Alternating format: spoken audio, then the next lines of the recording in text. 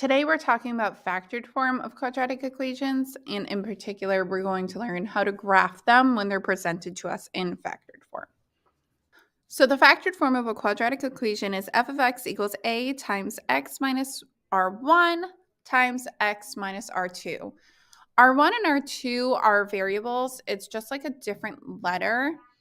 The numbers are called subtext. So you have R sub 1 and R sub 2. They just represent two different numbers without being two completely different variables because they're both representing, in this case, x-intercepts. The subtext just tells you that you are looking for different x-intercepts. So, like I said before, factored form shows you the x-intercepts of a quadratic equation. Here, our x-intercepts would be where the graph crosses the x-axis. So here and here. We call those x-intercepts. When we talk about x-intercepts for functions, we use three words interchangeably. The three words are x-intercepts, roots, and zeros.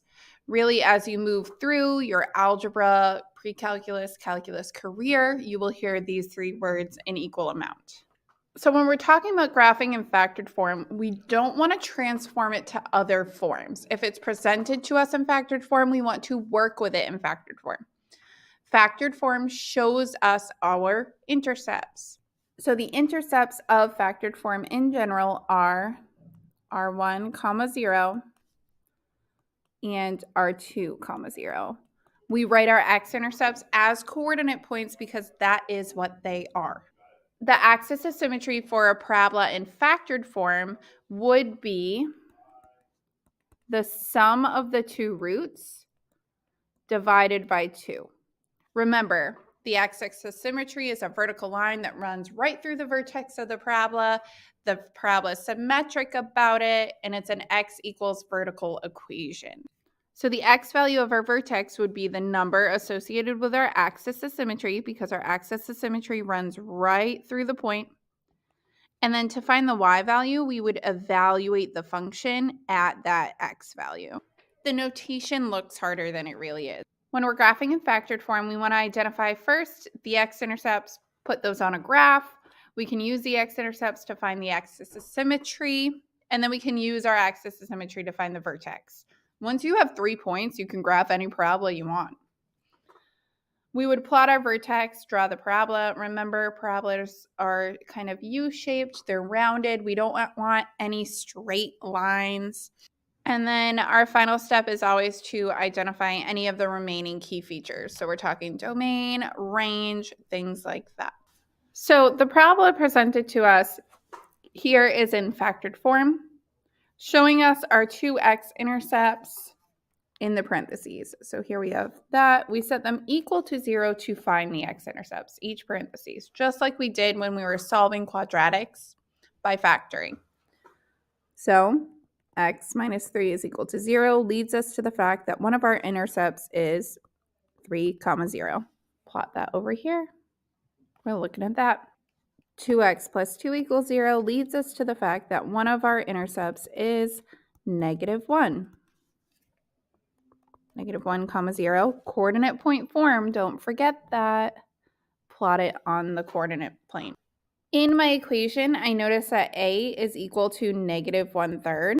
So because that is less than 0, we are opening down, giving me kind of an idea of where my vertex should end up. We know in order to graph a parabola that you do need 3 points, so we are going to work towards finding that vertex to graph our final answer, to graph our parabola. To find the axis of symmetry, we're going to add our two x-intercepts together. So x equals, because it is an equation of a vertical line, 3 plus -1 over 2. Simplifying that, we get 2 over 2, finding out that our axis of symmetry is going to be x equals 1. Now, you don't draw the axis of symmetry on the coordinate plane. It just gives you an idea of where the parabola would be symmetric about, which is good to have. And it also gives you the x value of your vertex. To find the y value of your vertex, you're simply plugging in x equals 1. So y is equal to negative 1/3, 1 minus 3, 2 times 1 plus 2. Thinking about your order of operations, we have to simplify those parentheses first. We need to multiply straight across. In my numerator, I have a negative times a negative, so it's positive. 1 times 2 is 2, times 4 is 8 over 3. Now I am graphing it on the coordinate plane, so I need to recognize that 8 over 3 is really 2 2/3. So we're approximating that on our coordinate plane. It's looking like that. At this point, I have 3 points. I'm allowed to draw a parabola, which is an estimate of my graph. Now that I have 3 points, I know that I can draw a parabola, keeping my edges kind of round, no straight lines in a parabola.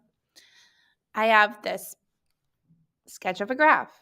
I can do a little bit of checking. I know that my A was less than 0, therefore it should open down. My vertex was placed in a spot that did make it open down, so that makes me quite happy. I'm okay with this graph. So now that we have a sketch of our graph, we do want to follow up with the remaining key features of this graph. The domain of every parabola ever is negative infinity to infinity. Just want to write that down. The range of this parabola, because it opens down, would start at negative infinity and go up to the y value of the vertex, which is 8 over 3.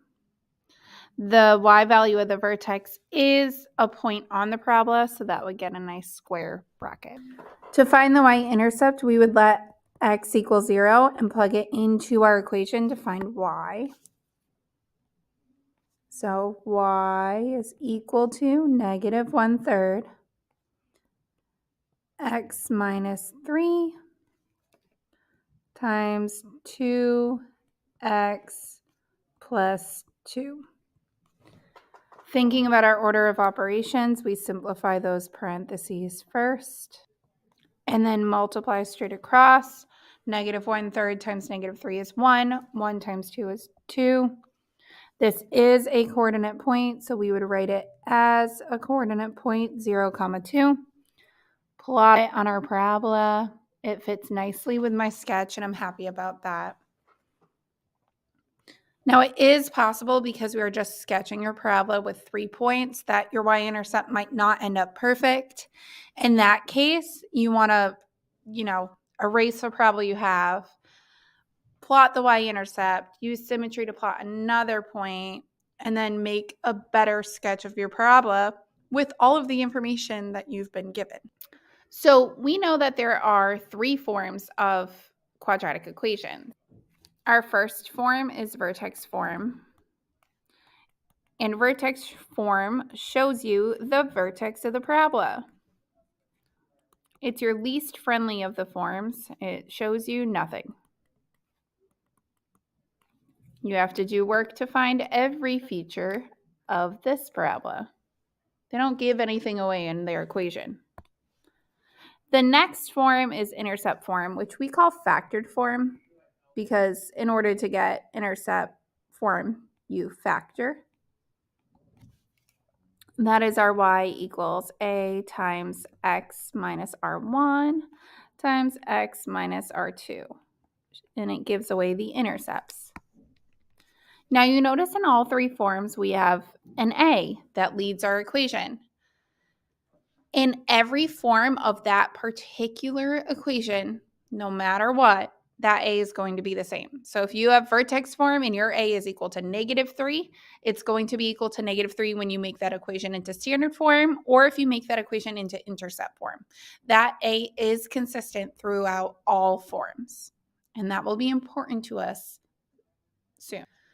So our last example is to convert this standard form equation into intercept form, which we like to call factored form. We like to call it factored form because that's going to be our method for converting.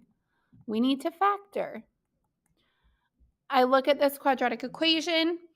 I'm happy because a is equal to 1, which means I can use the shortcut. I just have to multiply to 8, add to 6. The two numbers that do that are 2 and 4, allowing me to factor this equation to be equal to x plus 2 times x minus 4. That's it. That's intercept form, factored form. You will hear us referring to intercept form as factored form in Algebra 2. You do need to know that intercept form is factored form. It's the same thing. We'll just kind of like roots, x-intercept, zeros. Those words are pretty interchangeable.